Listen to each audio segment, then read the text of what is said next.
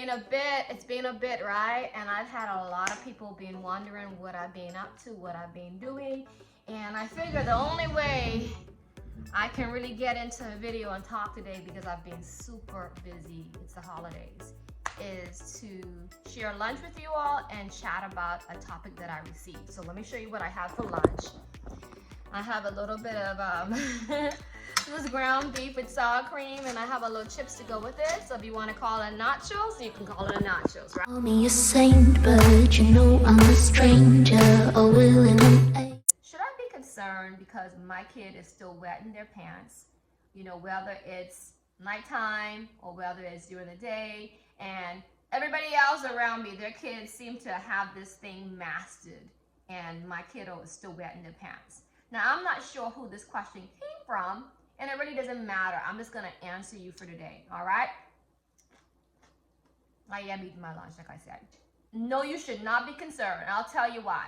Every child masters bladder control at different stages and different ages in their life.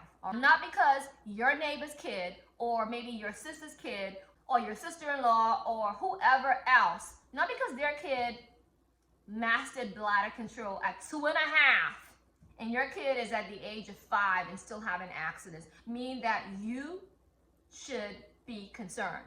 And I wouldn't compare my kid with anybody else's.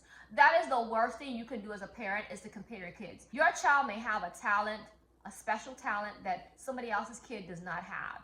And even though they may still be wet in the bed or having accidents throughout the day, that's all right. As a parent, I would just be there for them, and I would offer them the support that they need, and not even be concerned about anybody else's. Because your kid is probably so embarrassed and so ashamed because he or she is still wet in the bed, and they know that they have friends at school, or they know they have older siblings, or possibly even a younger sibling who's not having these accidents. And as a parent, you shouldn't go out of your way trying to embarrass your kid. So at Thanksgiving, coming up in a few days, don't bring it up. That's nobody's business. I always tell my kids, what goes on in my house is our business.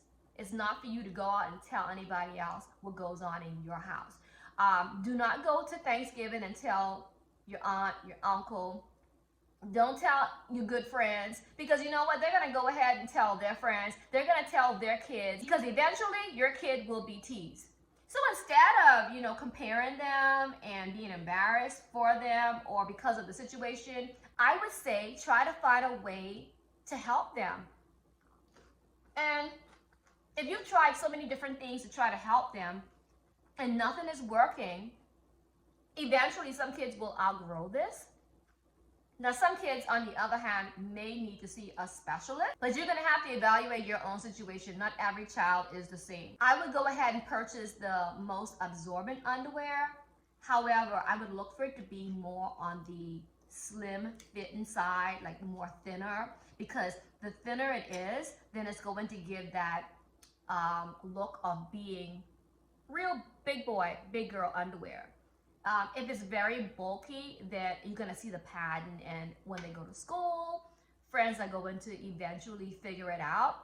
Just purchase something that's going to be cloth back, and it's a pull up and a pull on style, and it's very slim fitting and it's absorbent. And eventually they'll outgrow it. And if they don't outgrow it, then you will see a doctor, a specialist, and get to the bottom of the matter. But there's no reason to go ahead and tell your friends. That's not their business. And you know what? There's no reason to compare your kid with somebody else's child. Lord knows all the shit they're probably dealing with in their house with their kid. So sometimes we have issues in our house, and we think that it's so big and it's, oh my gosh, we can't deal with it. So somebody else is dealing with something even more difficult than you're dealing with. Call me a saint, but you know I'm a stranger, a willing and